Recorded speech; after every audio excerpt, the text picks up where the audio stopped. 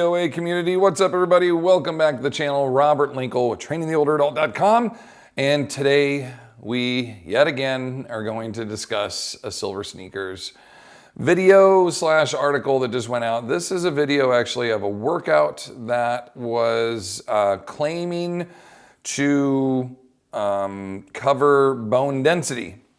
I got it right when it was announced, like it just came out. You know, at this time it was up on the air for 4 minutes. So keep your bones strong. And keeping your bones strong is smart at any age. Consistent exercise helps prevent bone loss, improve bone density, and decrease the risk of falls. Try these 5 exercises using handheld weights to build bone density. So right away, a couple of things should jump out at you. Keeping your bones strong is smart at any age. Yes, 100% agreed. Consistent exercise helps prevent bone loss. Yeah, I mean, that term exercise is used loosely in that if you don't put some type of actual stress through your bones, they're not going to maintain density.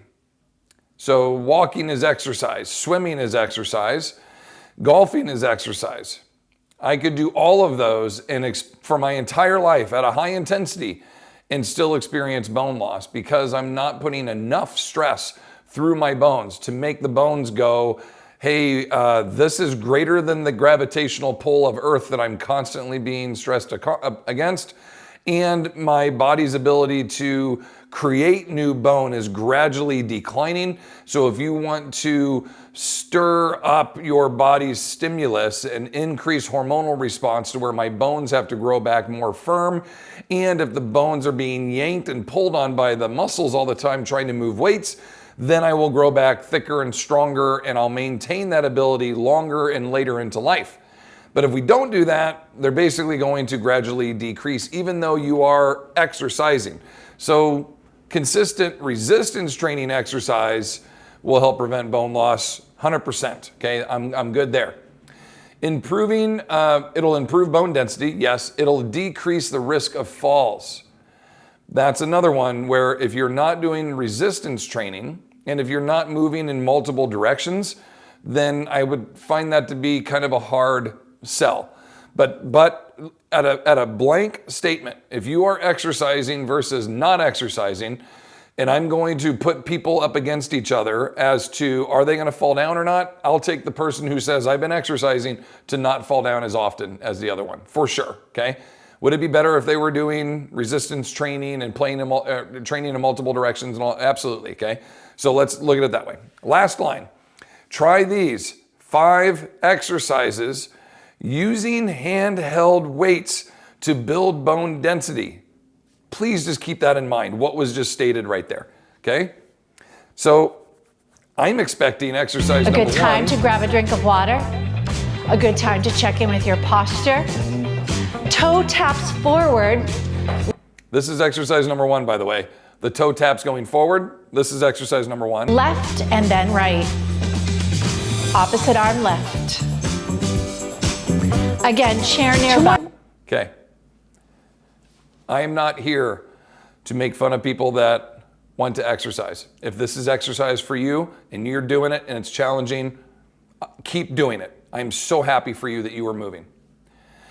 Is that toe tap exercise increasing your bone density? No, no, no, no, no. Not even close. It's doing nothing for your bone density. Nothing. Is it helping you resist against the abilities of falling? A little bit. 5%. I mean, it's if we're going to use this sentence, which I hate, okay? And that's a strong word for me. Something's better than nothing, then I'll give you that. But that's it. What bothers me the most, okay? I'm going to jump the shark, the fourth wall, whatever you want to call it, is the way that I cut this, okay? The way that I cut this video was to show her and that terminology. Exercises to build bone density. You said there were 5 of them. This is number 1. This does not build bone density. 0 bone density building going on here. You know what you needed to do? You needed to hold on to those weights while you were doing this, okay? because you told us a second ago that the 5 exercises we were doing were using the handheld weights. Well, then I would have said, sure, whatever you're going to do now, you're going to be more likely to increase bone density because you have external load to move around. But then exercises number 1, 2, and 3 don't have that. Okay, here's what we continue to go into. Steps. Step wide, grabbing those handheld weights. So we stepped forward and we stepped back and we stepped out. So yeah, we got multiple direction, sagittal plane, frontal plane. That's cool. I like that, right? Could you have just held onto those weights and achieved something more? Those are called gait steps, loaded gait steps, right? You are loading with whatever she's got there, 5s, hopefully 10s, right? If you're going to just step in each direction, load it up. Hold on 15, 20 pounds. Do you know the groceries that you carry from your car into your house? Do you know the average grocery bag weighs 11 pounds? Does everybody understand that? That's one bag, everybody, 11 pounds. Do you know the likelihood of both the bags that you are carrying being equal, bilateral, equal weight? Less than 10%. That means 90% of the bags that are loaded are not equal weight, which means you're carrying 11 pounds in this hand and 9 to 13 pounds in the other hand, since 11 pounds is our average for every bag that you are carrying. Do you understand that you can carry heavy loads, especially if you don't have to move it anywhere other than just hold it while you walk? This is great for you to do. Why not replicate it in the weight room? Grab a 15-pound dumbbell and a 20-pound dumbbell and walk back and forth. Those are called farmer carries. Okay? If you lower your center of mass about an inch and move back and forth quickly, smooth, fast walking steps, you'll get more core activation, and that will help you with fall prevention because now your body knows what to do, how to lower its center of mass and grip into the ground and brace down and bear down with weight in hand. So if you are ready to move in any direction, your body is braced and getting strong in doing so. This is a life practical application that you are training for in the weight room for things that you do in real life. When do most people fall? When they're unevenly loaded, moving in multiple directions. So stepping forward and back in a controlled environment with no weight in your hands, with everything predictable, a chair right there to grab onto the second that you might need it, is not helping you, in my opinion, in an optimal fashion. Again, I'm not here to poo-poo this. If this is challenging for you, continue. But for the most folks out there who are very capable of doing this, and they have been or some type of exercise to this point, if you continue to do this, you are not going to improve. You are not going to build any bone density, and you're not going to prevent your falls. This is coordination training, and that's fine. Okay? You may as well go dancing. You may as well go to Tuesday tango night because you're going to get more cardiovascular work out of that than this. Okay? Let's continue. Biceps curl, goalpost arms, belly engaged. One more time at this tempo, and you have the option to move through these a little quicker. Why? Why can we not press all the way over your head? Do you know why they do the goalpost curl and presses? Do you know why we do that? I get all excited. She's picking up her weights. Cool. Bicep curl. I love it. Auxiliary based movement. One joint. Very simple. Thumbs up. We go to overhead press. Oh, let's stop here at 90 degrees. Goalpost. Why? The answer for most people is, well, most older people can't press their arms over their head. Do you know why they can't press their arms over their head? Because they never put their arms over their head. You never asked them to. If you don't use it, you lose it. Oldest saying in the book, or one of them, if you're not going to put your arms to vertical over your head every day or every other day, you're going to lose the ability to do so. I will hear people talk often, the primal, natural movement coaches out there. Look at little kids when they move, how efficiently they squat, how perfectly they squat, and they can crawl and roll. And as kids, we can do gymnastics. And then what happens as they get older? What do they stop doing? Gymnastics. What do they start doing more of? Football, lacrosse, basketball, baseball, sports where you're not tumbling and crawling and squatting below parallel. And what happens to their ability to do all of those things? They lose it because they're not using it. But people that participate in gymnastics their entire life, like the majority of Europeans, will continue to do gymnastics and tumbling well into their teens, if not early 20s, okay? Their ability to maintain that flexibility and continue to practice that, keep it. People that do yoga on a regular basis, keep it. Olympic weightlifters, you will not find better people at squatting and putting their ass cheeks against their ankles and being in a perfect squat position than Olympic weightlifters. Do they know something the rest of us don't know? No, they are continuing to do that skill. They are using it, but if they stop, they'll lose it. So what justice are you doing people here when you tell them to stop at 90 degrees? And we say, well, we don't have them go overhead because they can't, because you haven't asked them. Why don't you just have them pressed overhead? And then say, if you can't, let's just go to 90. But even then, do you know what you're training them to do? Only go to 90. I would rather you do a shoulder raise as high as you can. At least I get delt activation and I get a range that is maximal end, that is a maximal range, a distance that they can go to. Where if I stop at 90 every time, they're never going to get any better. So I could lay on the floor and do a pullover and get my arms to 180 degrees, and then I could do shoulder raises as high as I could get them. And those two things paired back to back over and over again will eventually, for the most part, allow me to press my arms to 180 degrees over my head. But you know, if you just keep stopping at 90, you know what you'll never be able to do? You'll never be able to put your arms at 180 degrees over your head. You will not be able to do it. If you can't do it now, it's not going to get better by doing that.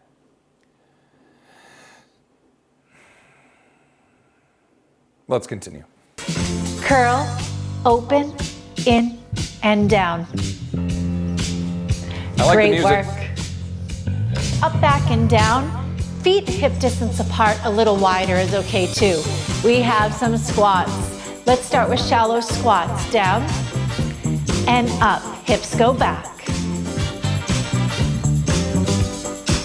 Imagine you're picking up some suitcases off the floor. So you're Let's hope those suitcases are 3.5 feet tall, because if you only quarter squat, you're not going to reach them. I'm such an asshole. I am just aggravated that this video is going to reach thousands of people. Okay? Not mine. It'll get to 1,000 maybe if I'm lucky. Their video is going to reach thousands of people. And it's just not what it says it is, okay? Am I saying I could do better? Yeah, I could give a way better program for people to do, okay? A way better program. If people go, well, why don't you then? Because my intention is to educate everybody, everyone, coaches and clients, everyone, on what they need to go and pursue. Some people will teach the proper techniques and the strategies. Others will actually produce that content, okay? Could I make workouts and videos that do better workouts like this? I do for my clientele, right? I just don't put them all over the internet. I put these videos on the internet to try to teach the coaches and all of you general consumers out there who are thinking, maybe I should get into lifting weights and start doing this. Why? This is a fine baby step start. Level 0.1 out of 10. And then once you're past 0.1, squat to parallel. She's got a chair that for her is going to be 1 inch to 1.5 inches below parallel that she squatted down to pick up the weights. Then proceeded to squat 4 inches above that chair. She did a bunch of reps and then she's going to squat back down and put them back on that chair. That doesn't make any sense to me. Well, we don't want to squat too deep where people fall down. You know what? You know what every height of toilet is? That chair. Everybody has to sit on that at least 3 or 4 times a day, okay? At least once for you fellas, if your digestion is going good, okay? Everybody else, a couple times a day, you're sitting on that toilet. You're sitting in a car, you're sitting in a chair, you're sitting in a box, you're sitting on the bench, sitting on your bed, sitting in the recliner chair. You're going to sit down and stand up. So why are we doing partial squats? Are those 2.5 pound dumbbells too heavy to where you can't squat more than 4 inches? No. I was so excited. I love the suitcase analogy. That's great. Hold weights on the outside and squat, but squat down as deep as you can. You know what you could always do if you squat down and you get stuck? and you're like, I can't get back up or this is hard, let go of the weights and just stand up with your own body weight. Or stand in front of the chair. So if you squat down and you get stuck, just sit down. Sit down, drop the weights, stand up. Again, I'm not here to poke fun at this. I'm here to tell you why this is not the best use of your time. Is it better than nothing? These two exercises are better than nothing. I'll embrace that 100%. Yes. But could you be doing a lot more? Absolutely. Absolutely. Please do. The more full range of motion you can train through, the better. The more load you can hold in your hands while you're doing that, the better. The more full range of motion you can curl and press your arms overhead. Just the squat and then that curl and press, you've covered 85 to 90% of the muscles in your body. Just those two lifts, like 12 reps of each one, 3 times back and forth. Awesome. That's a great workout. That would be awesome to do, but do full range of motion and move a load that is challenging, a progressive overload. When those 2.5s become easy and you can do 12 and you're like, I could probably do like 8 more of these, go heavier. And when those 5s get to the point where you're like, I could probably do 8 more of these, go heavier. There's nothing wrong with going heavier, gang. There's nothing wrong with it. You are not going to get hurt. There's no magic number where you hit something like 20 pounds and all of a sudden your back just blows apart. If you've never lifted weights before, you've never trained before, and then you go and try to pick up a 100-pound barbell, you're probably going to get hurt. But if you start with 5 pounds and then you go to 7.5, and then you go to 10, and then 12.5, and then 15, 17.5, 22.5, and you build your way all the way up over 6 months, 8 months, a year, and then you pick up that 100-pound barbell, you have progressively overloaded your way into picking that load up properly. Your body is more than capable of doing it because you progressed it appropriately. You have now built really strong bones and a big full range of motion that can pick up 100 pounds off the ground. You know what you are? You're a fucking badass because you just built this amazing body doing one of the best lifts that you could possibly do. And then if you do that same shit with like 2.5s and 5s and 7.5s and 10s with that curl to press overhead, and you build your ability to do that, and you eventually get to a point where you can press 25 or 30 pounds over your head, you're fucking badass there, right there too, okay? Just those 2 lifts. You can become an amazing, dense, full range of motion, very capable, very strong aging adult and have no problems moving through life. You will have very dense bones, very strong muscles, and your risk of falling down will be next to none if you just did those 2 things. Now imagine that you actually do a full training program where you do all the movement patterns and you train all of it. Again, I'm being completely genuine and not sarcastic in saying that. You could have a great program with 2 lifts. It could be an amazing program if you added in even more. If you started split squatting, if you started rowing and horizontal pushing and maybe throwing some things and moving multiple planes and chopping and lateral stepping and stepping up and stepping down and getting up and down off the floor and doing some isometrics and doing some power work. If you did a little bit of all those things a couple of times a week, your risk of falling down would be next to none. That's why you see these 70, 75, 80, 85-year-olds who lift weights, who continue to be active, who don't fall down all that often. I won't say never, but not compared to the average deconditioned, untrained individual. So Silver Sneakers, I get it that you're putting out stuff, but I wish it would be better. Why didn't you give them 5 exercises with weights in their hands? Number one, if it's a bone density. Say I'm going to make an exercise program on foot coordination, hand-eye coordination, balance, reaction time. Then do all that other stuff. Then you did the appropriate video. But you had 2 lifts that actually addressed bone density, and neither one of them went through a full range, neither one of them went through a half a range of motion, let alone a full range of motion. They're beginners. I understand that. Beginners can squat to a toilet. Beginners can reach their arms over their head. They can do better. They can do more. This is my point, okay? Quit patronizing older people and suggesting they can't do it because they're old and they're weak. If you ask them to do it, they can do it. If you progress them appropriately, they won't get hurt. That's called being a professional. That's called progressive overload. That's probably enough. I hope you enjoyed this. I get ramped up, don't I? Silver sneakers. Someday, we're going to connect. I'm going to wink at you. You're going to wink back at me. We're going to date for a little bit. And then we're going to make beautiful music together. I'm predicting that. Someday, silver sneakers, you and I are going to be on the same page. At least a chapter of what you produce is going to have bone density and progressive overload built into the same article or built into the same video. And I hope, I pray that my name is attached to that and that you finally go, yeah, I think we're getting the message. Stop being afraid of lifting weights, people, please. It is not dangerous if you do it correctly. It will only make your life better in every way. From how you feel, to how you perform, to how you look, how you sleep, how you think, your sex life, your sports performance, your everything will only be better. I personally guarantee it. I hope you enjoyed today's video. Much love and appreciation. All of you, even you silver sneakers, keep up the good work. I know you're trying. And everybody else out there, if you have any comments or questions, feel free to hit me up down below. If not, continue to fight your good fight against sarcopenia. We'll see you in the next one. Peace.